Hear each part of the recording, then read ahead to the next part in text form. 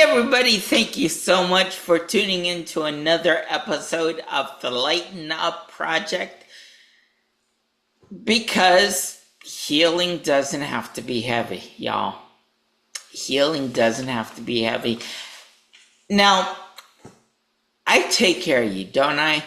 Don't I take care of you? I bring guests that stimulating conversations and lovely people with fascinating information. Well, today is no different.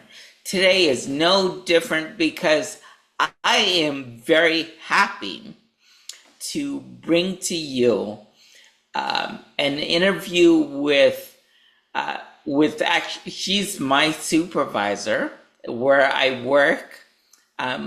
My day job that I work at. She's my supervisor. She is also an entrepreneur. She has a lot going on. She has a mental health background. She has a lot to say about hope and about laughter and joy. You're going to love this woman as much as I do. Please help me welcome Fatina Mays. She likes to be called Tina, so I'll call her Tina. Thank you. Tina Mays. Tina Mays. How are you today, Tina? I am doing good on this wonderful, beautiful Christmas Eve. Yes. Wonderful. So it's a great Wonderful. day, enjoying it, enjoying being off, of course, being with family, friend on a podcast. What more could you ask for? That's true. That's true. It's not much more. Hey, Tina, Yeah, would you mind joining me in about 20 seconds of spontaneous laughter? Are you absolutely. I'm ready. okay? All right. Mhm. Okay, so here we go.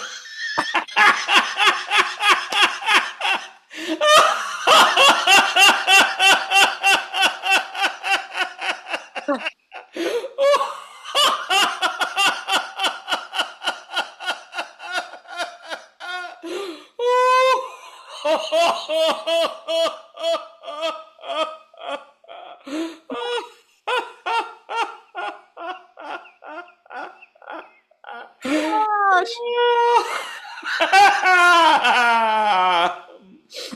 I love it. Oh, oh Yeah. yes. I And my love to people laugh. are and my people are sitting here staring at me, my little fur babies, like, okay, did mommy lose it or is she okay? We would like to know. Yeah. It's a shame. It's a shame how people and animals, yeah, animals as Mhm. well as people, just they have this reaction to laughing, like it is when you're doing it and there's nothing that's making you laugh, or at least they don't see what's making you laugh. They don't Right. hear the joke. They think it's weird and it's shameful. I don't get that. Yeah, they do. But Mm-hmm. it's so good for you. Yeah. Right. But it's good for you. Laughter does the body like a medicine. We need to laugh more. We need to let our hair down more and stop being so uptight and enjoy life. I think that's, but enjoy it in a healthy way. Mm-hmm. When I say enjoy life, I'm not saying go out and drink until you get drunk, um, become a functioning alcoholic or a functioning drug addict, but do things in a spontaneous manner in a healthy way. Mm-hmm. And laughter is one of those things that is healthy. It doesn't cost you anything, and it's good for you. Mm-hmm. Mm-hmm. Definitely. Definitely. I have some episodes, past episodes and upcoming episodes that talk about all of the studies and benefits, scientific studies So science. So it's gotta be right. And Mm-hmm. besides, it's studies from white doctors, and Mm-hmm. that's you know if a white doctor says laughter is the best medicine, or laughter Mm-hmm. does this or does that, well, Mm-hmm. there's something to it. Exactly. Everybody listens. It's kind of like when E.F. Hutton talks, everybody listens. So when you Hmm. have a Caucasian doctor speaking, everybody's going to believe that Caucasian doctor over another race. Yeah. It's just, I mean, you could do studies about it, but that's basically what's going to happen. Yep. Yep. It's the truth. It's the truth. But let's not go down that road, because there's too much to talk Correct. about. So tell me, Too what much, and we is don't have enough time today. exactly that's like 3 hour conversation at the most, at the least. Right. So tell me, what is your relationship with life? Yes. With laughter. Yeah. You know, I've really tried to hone in on laughter. And so I try to watch movies that make me laugh.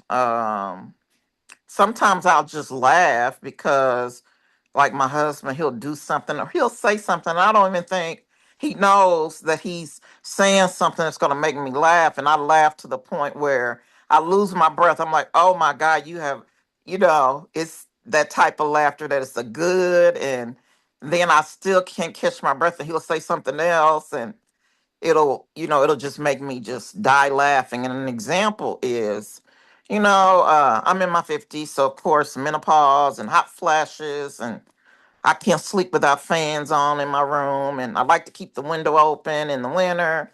And so he calls our bedroom the Arctic Circle. And he's like, "You are freezing me to death. This is like the Arctic Circle." And I lost it. And every time I think about it, it makes me want to laugh again because he was serious. Like, he goes to bed and covers his head up.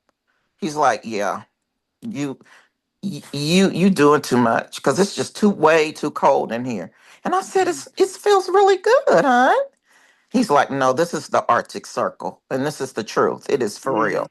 So we Hmm. laugh. I'm laughing, and because I'm laughing to the point where I can't catch my breath. He starts laughing, and then he mentions something else, and I laugh even harder.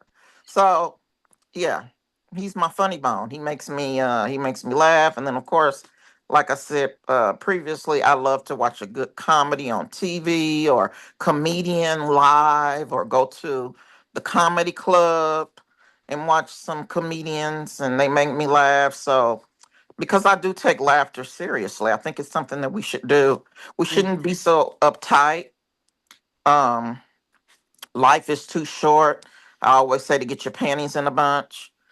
You need to just enjoy your life while you're here and you can enjoy it. Because there's a lot of people that are living, but they're not existing.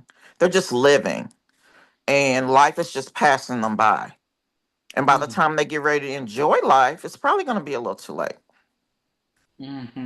Hmm. Living but not existing. I like Yes. that. Living but Yes. not existing. Yes.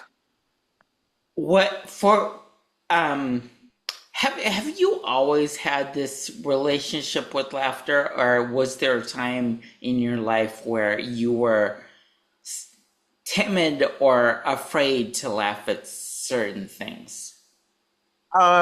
No, I've not always had this relationship with laughter.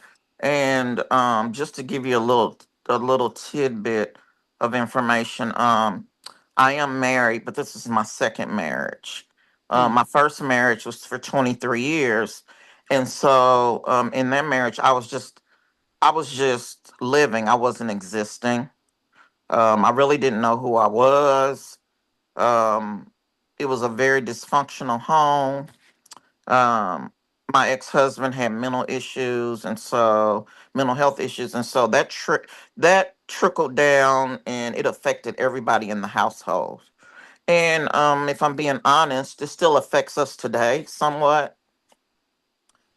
But after I left that unhealthy environment and I got to know who I was as a person, I had to get to learn who I was. I had to date myself. I had to do a lot of therapy, participated in some different groups for people that are going through divorce, to let me know what all the phases are during this time, because divorce is like death. So you are actually going to grieve it. Even if it wasn't healthy, you're still going to grieve it. And so I did go through that process, and I cried a lot because I felt like I was disappointing God and I was letting him down. And once I started going to a group called Divorce Care, it was a Christian based group. Uh-oh. I actually started to feel better. They really ministered to me and helped me see the bigger picture. Mm, And once I did that, life opened up for me. Like my eyes had been closed, but then they opened. And I was really able to enjoy life. I was able to get to know myself. I traveled and I had fun.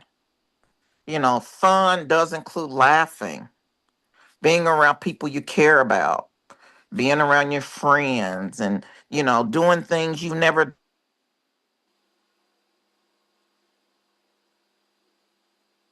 maybe things I wanted to do, but I just couldn't do because of my environment and the situation that I was in. And so from that point to now, everything has expounded.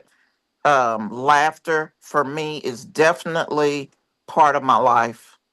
I mean, I'm not going to go a day without laughing. And not laughing just because I'm trying to be hypocritical, but laughing because I actually enjoy it. hmm So, what was one thing that so I love the story and thank you very much. But can you get a little more specific and can you narrow down to one or maybe two things that you were hesitant to laugh about before that now you're not? So I don't think I'd ever been to a live comedy show where, people from all over the world, they're well known comedians and they come together in one location and they put on a comedy show. I'd never been to one. And so when I went to one, it was something that I'll never forget because I laughed so hard because they made jokes and I'm like, where do they get this stuff from? It was so funny. And I was like, you know what? I'm gonna have to do this again. Mm-hmm. And I have to do this again and again and again. And so from that point of doing that up until now, I frequent the comedy club. Now this was like a comedy tour, so they weren't in a comedy club, they were in a big arena. But now I frequent the comedy club because I love a good laugh.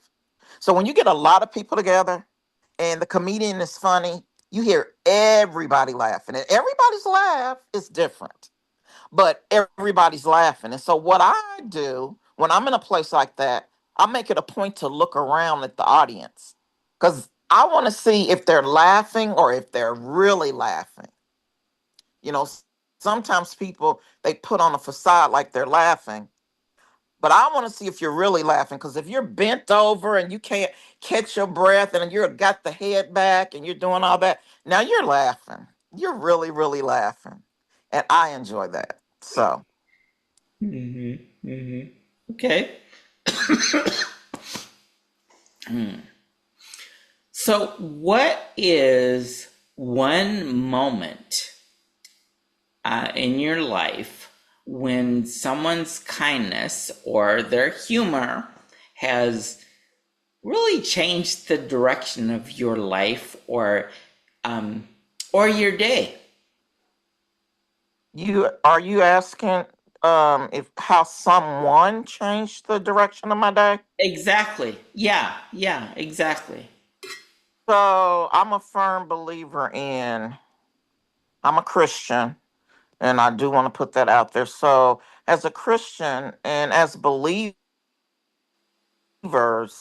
we are always going to be the target for the enemy. So we can get up and we can get out of the bed and say, today is going to be a great day. It's going to be a great day. And lo and behold, somebody will try to put a damper on that day. They will try to put a damper on that day. And most of the time that that happens to me, I'm at work and I will have somebody put a damper on my day. And I have to sit back and say, okay, Tina, I have to do a lot of self talk. Because if I don't do self talk, then I'll act unprofessionally. And I don't want to act unprofessional because that means I've allowed this person to take control of me and get me out of character. So I have to remember that I have to become the greater that's in me than he that's in the world. I have to really dig down and dig deep because if I don't, I'm going to do exactly what they thought I was going to do. But I want to make them scratch their head and say, "Oh, she didn't give us the reaction that we just knew she was going to give us. She didn't give it to us." And so I want to I want to make a believer out of them and show them that they don't control me, that I'm still in control of myself. So that is how I see life. And even if they did get me off, they got me off. Trying to walk the straight and narrow, but then I fell down because yes, I saw this. It did um, allow me to come out of character for a moment, but they still didn't see me coming out of character. So I was able to get myself. It's like when you fall. You get up, you hurry up and get up. You want to look around, see if anybody saw you, and then you want to dust yourself off, and then you keep walking. Hmm. So that's kind of how I see it. Okay. All right. What? So, for the sake of our audience, and there, so we have parents that are listening. So you can go ahead and answer this as what you would do in your capacity as a youth leader. Okay. What is one habit, um, one very specific habit that you would do or that you would suggest to someone else to try when life tries to damper them or someone tries to damper their life? I'm going to suggest self talk. Mm-hmm. And the reason I'm going to suggest self talk is because we have to be our biggest cheerleaders. We have to encourage ourselves. Sometimes you have to just encourage yourself because there's not going to be anybody around to do it. So why not start with you? Mm-hmm. Telling yourself, you know what? You're better than that. You can do it. Get up. You may have fallen down, but get up and get out there and do it again and again and again. So we do have to look at ourselves. A lot of people, you know what they do? They'll say, well, I need to see what so and so says, or I need to see what so and so says. How about you see what you say? What are you going to say? You know, I'm sure whoever so and so is that you're going to go to and get advice, they're honored to give you advice, but nobody knows you better than you do. Mm-hmm. Mm-hmm. True. All right. So now let's go back. You were talking about how you like going to comedy clubs and really seeing people laugh. I Yeah. laugh, laugh. Yeah. So why why do you believe laughter is so important for, especially important in times of fear or burnout or isolation? hmm I think it's important because if we don't break the cycle and if we don't snap out of it, We could just Mhm. go down. We can just go down a whole dark road, and before you know it, we're at the end of that road. And when we look back, we'll say, "I didn't even accomplish anything." But now maybe it's too late. Maybe I'm sick and I'm on my deathbed, or I'm laying in the hospital because I got some unknown illness, and you're looking back over your life, and you're like, I didn't even do anything with my life. I didn't accomplish any of my goals. I don't remember doing anything fun that I enjoyed. I always just tried to fit in where I get in. But you have to realize that you are your own worst enemy.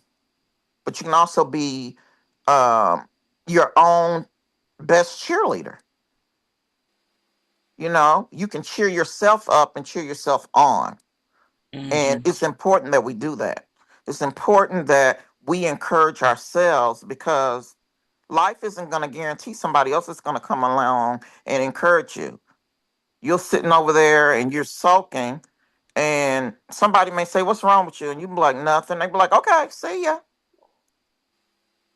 So you don't really even realize that you have the greater on the inside of you, that you can take care of it for yourself. Mhm. Mhm. So, I just want to encourage maybe somebody that's listening right now that it's important that we just not live for other people, but live for ourselves. And not in a selfish way, but live for yourself to the point where you're going to be happy. You're going to laugh. You're going to do things that you want to do. You're not just going to be like, okay, well, I guess I'll just go along with this crowd over here just because you want to fit in. But it's not really what you want to do.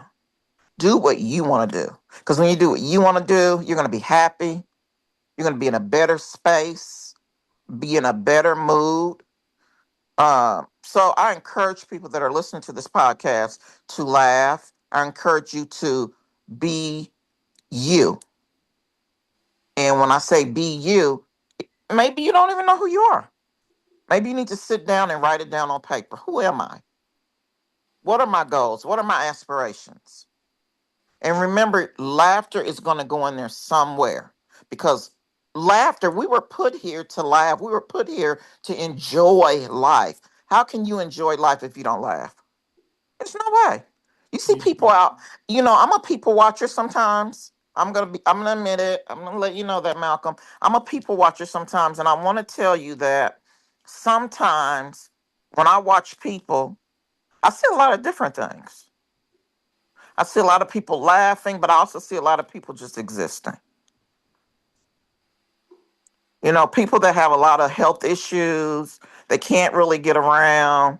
Uh, Life has thrown them a bad hand, a curveball, and they don't get any laughter out of that, and they're just existing. Then you see people that are light on their feet, and that they're smiling, they're enjoying life. They could just be going to the grocery store, but they smile. And I mean, I've been to the grocery store, I've been in the store, and people just come up and they smile, say hello, hello. That's sweet, because they're sharing their joy with you. Yeah, definitely. Definitely. The easiest thing to do is to smile. Yes. Really is. The easiest thing to do is to smile. Yeah.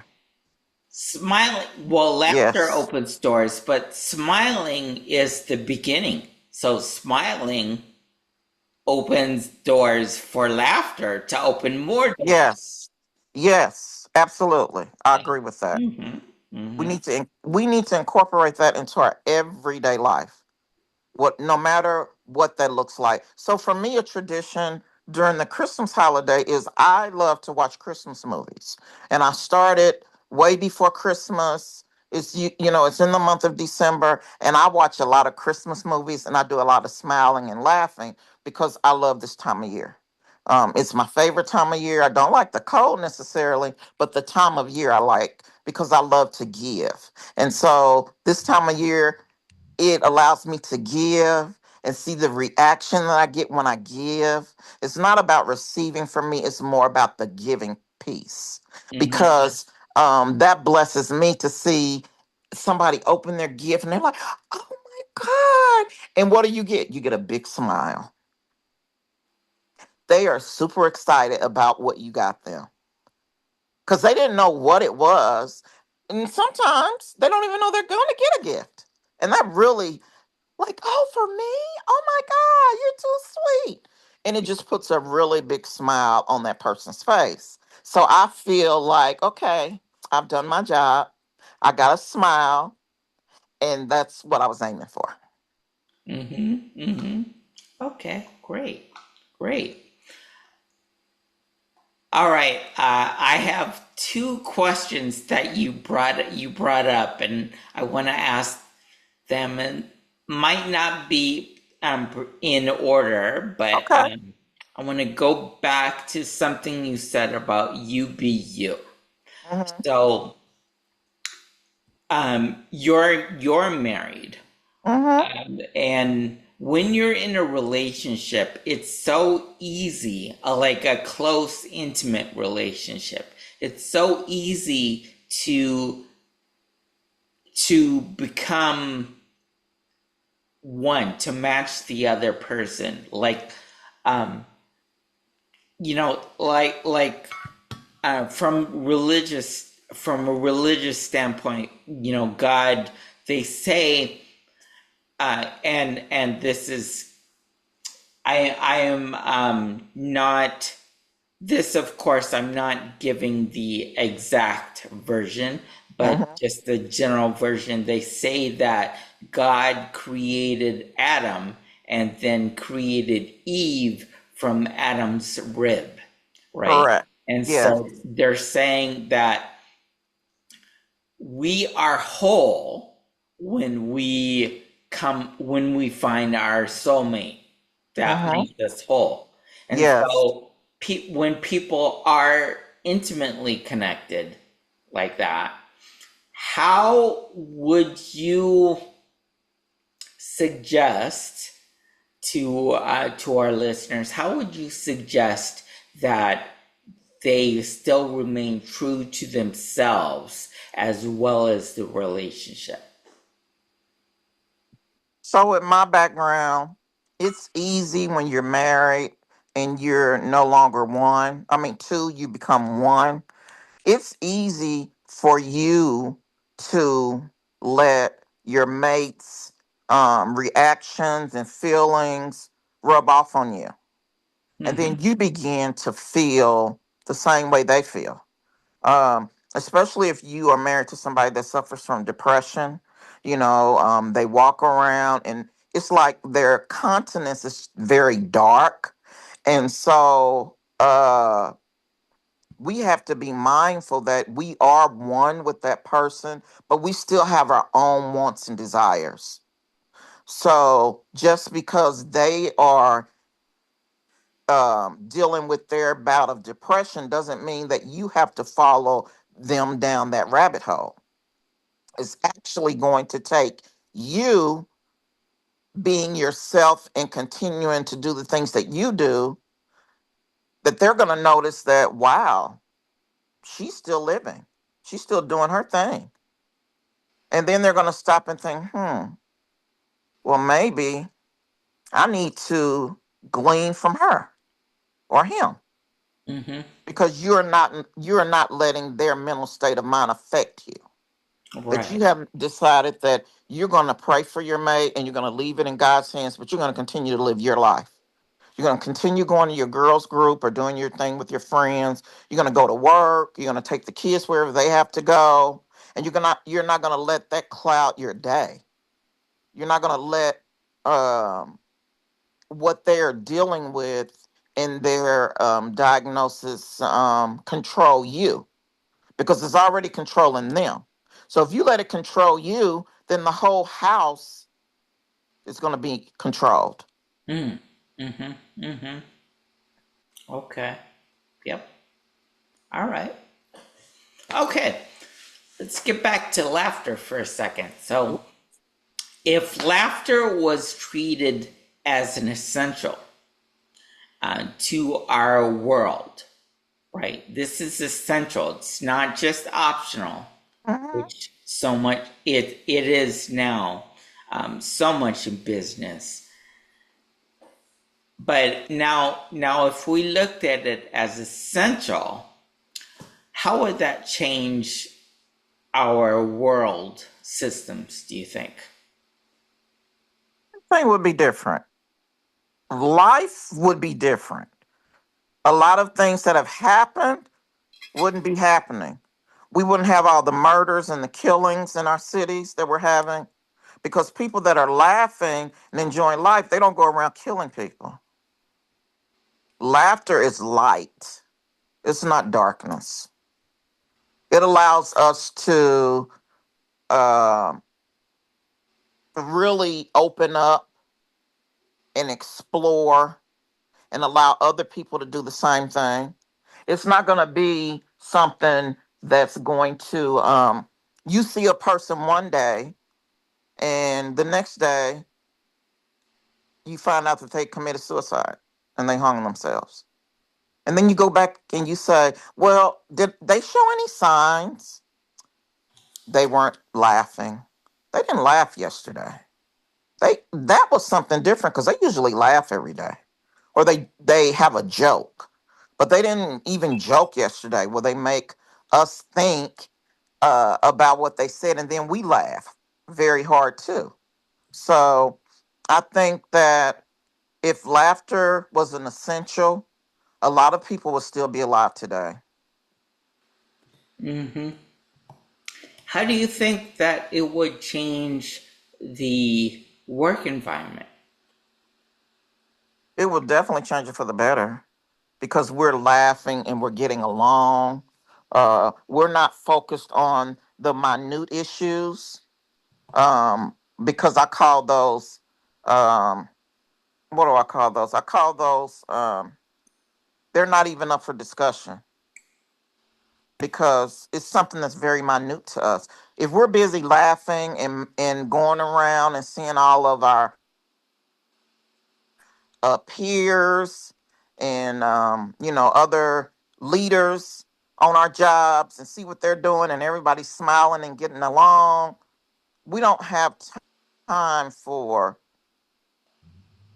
the invaluable because this is valuable. The laughing portion is very valuable. The other things are invaluable because if we laugh more, I think it takes the focus off of us. It puts the focus on everybody else. It's going to allow us to, it's like laughter would be contagious if we took it to the workforce. It would be Mm-hmm. contagious. So when we go around and we're going around, hey, how are you today? I'm doing great. How are you today? And they say, oh, not too bad, not too bad. And then you say, you know what? That's what I was looking for. And that smile, I got the smile that I was looking for. And then the next thing you know, you're really having a great conversation. You're smiling, you're laughing, you're talking, and everything else is minute. It doesn't really even matter. Mm-hmm. Mm-hmm. You know, excuse me. When you when you were talking about light, laughter being a light, that reminded me of one of my favorite Dr. Martin Luther King Jr. quotes Hmm. um, about darkness cannot drive out darkness. Only light can do that. That's Hate right. cannot drive out hate. Only love can do that. That's Well, correct. laughter is love. Laughter Yes. is love. Laughter is light. Laughter is love. And so Yes. I I I agree. loved you say your mentioning that. Yes, Right. absolutely. Great, great fan of Dr. Martin Luther King. Um, as a child growing up, um, that's when I think I was in fifth grade back in the 80s, I believe. And that's when his birthday became a national holiday. Mm-hmm. I realized he died in the 60s, but it took us almost 20 years to make his birthday a national holiday. And so I used to hear my mom talk about him and how we finally got that as a national holiday, and it made me want to learn more about him. So I would always go to the library. I get all the books about him. So I actually would put, I'm reading the book, but I'm actually putting myself in the scene, like I'm right there with him, watching the movies, just so I can get a better understanding of who this man was and how many lives he really changed. And he was just that. He was light and love. Those two things went together. He was not someone that hated, not someone that discouraged others. He always encouraged. And during the time where he was hated the most, he didn't let that affect him. He kept going. He kept living. He kept striving. And, walking across that bridge with hundreds of people behind him and knowing that he was going to be in for the fight of his life. But he said that he wasn't going to give up. He wasn't giving up easy, and he kept going and showing them an example of what a true leader is. A true leader is somebody that leads by example. They go through the fire and the flood, and they do that for the people they're leading because they want to protect those people. And so that's why Dr. Martin Luther King did what he did. And, he lost his life fighting the good fight so that we could live a better life today. We wouldn't have to just go, they say coloreds only, and you can only ride in the back of the bus, and you can only drink out of this little water fountain. Well, now I can go and drink out of any water fountain I want, and I can sit anywhere I want to if I decide to ride the bus. I can go and shop anywhere I want to, and I can go and eat anywhere I want to. And most importantly, I can work wherever I want to Mm-hmm. because he did that for me. Mm-hmm. Mm-hmm. Mm-hmm. What would you tell someone who thinks that laughter is inappropriate? I would tell them how sadly they're mistaken. I would tell them how sadly they're mistaken. And then I would say, I need you to keep a tally. I need to know how many times in 24 hours do you laugh? And come back and let me know. And then when they come back, depending on how many tallies they have down, we would have to have a discussion. And we would have to figure out, if they don't have very many tallies down, well, I would need to know, what did your day consist of? What did you do? And then we'd have to have a more intimate conversation about it because I would say in a 24-hour span, you should lose count of how many times you laugh. You shouldn't be able to count it on your fingers because it's very, very important. Laughter is important, just like we get up and we take our medications in the morning, those of us that have to take meds. Laughter is the same. Mm-hmm. It is a must for us. It's a must for our everyday lives. It's very impactful, and laughter is also contagious. So if you're in a good mood and you're laughing and you're joking, and then you go around other people, well, guess what? It should rub off. Like they always say, you need to get your panties out of a bunch. Mm-hmm. Well, hopefully, when you go around, that they would get their panties out of a bunch.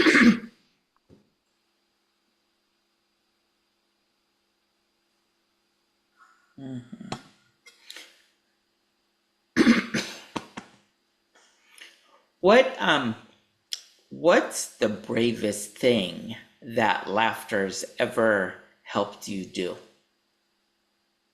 Oh, that's a hard one for me. Let me think. I'm gonna say the bravest thing laughter's allowed me to do is overcome my fears. It really has. Some Mm-hmm. of my fears have been overcome because I laughed. Mm-hmm. Mm-hmm. A Yeah. wise woman once told me years ago that I need you.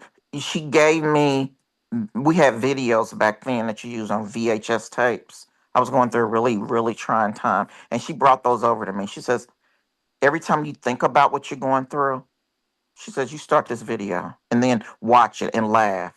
And when you're done with that one, watch another one and laugh. and it helped me overcome the obstacles that were in my way. Hmm. Yeah, I worked with people. Well, I still do. I mean, I'm still a part of Toastmasters International, so I still talk to people who suffer from stage fright and don't don't know how to get over it. And so one of the very first things is when you're backstage, when you're about to go on, laugh. Yes. Just laugh. Yeah, because there when you're laughing, it does so much for you. It takes the a lot of the cortisol, that stress, um, Mm-hmm. the what am I thinking? The hormone, the Yes. stress causing hormone, Mm-hmm. cortisol. It laughter um, releases that. Laughter brings oxygen into the body. It triggers oxytocin, which is the feel good drug for those of Yes. you that don't know. And it's just there are so many benefits to just to laughter, even a forced laughter, Mm-hmm. because even if it's not a genuine laughter, the body is still going to get the same remedies. The body is still going to act the same because the brain, well, it can tell, yeah, between real laughter and fake laughter, but physiologically you still get the same benefits. Mm-hmm. So um okay, so well,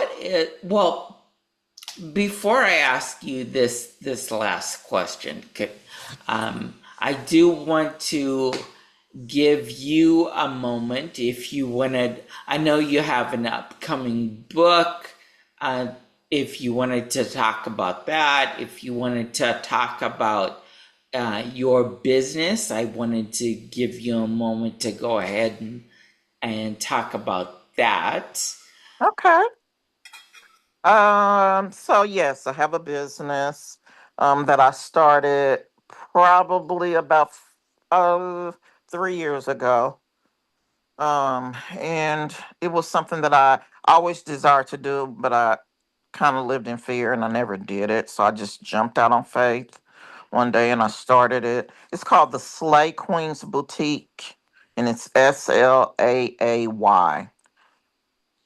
Queens Boutique. And so recently I hired an assistant and I hired somebody to develop my website. And so it's a website of taste and caliber. So it's taken a bit of time to complete because a lot of work and time has went into it. So the website will be launching probably sometime in January or February of 26. And it should be a beautiful website. I've looked at it and I see that it's taken the individual that's building the site has taken a lot of time and put a lot of energy and thought into it. He took the information that I gave him and he ran with it. And I'm very happy about that. Also, a new book will be on my horizon. I am still working on what the name of the book will be, but I'm hoping to get started on that in the very, very near future. I would like to have that book done by the end of 26, if all things go well, and it will be published. And it will be a it will be a book that will probably allow people to open their eyes and see. And it's going to be written to all of the princesses out here and all of the princes who desire to be queens and kings. And it will be a book to make you scratch your head. And it will also be a book that may make you cry, but it will also, in the end, make you smile. So, Well, yeah, that sounds like quite a book. We're gonna have you come back on when these things are done, so you can tell us about it and share it with us. absolutely. Yes, Yeah, I'll be happy to do that. great. So, what's one thing that you want our listeners to remember when this episode ends? To remember to live lightly, because if you don't live lightly, you may be stuck somewhere that you don't want to be stuck. Hmm. So, live lightly. Live lightly. Live with light. I love that. Live Yes. lightly. Hmm. Hmm. Yes. Yes. All right. Well, Tina, thank you so much for this very stimulating conversation. I know I enjoyed it. I hope our listeners enjoyed it as much as I. And all you listeners out there, thanks so much for tuning in yet again to another episode of the Lighten Up Project. And remember, chuckles can create change. All right. I am Malcolm Grissom, the stand up CEO and founder of the World Laughter Organization. And you're not.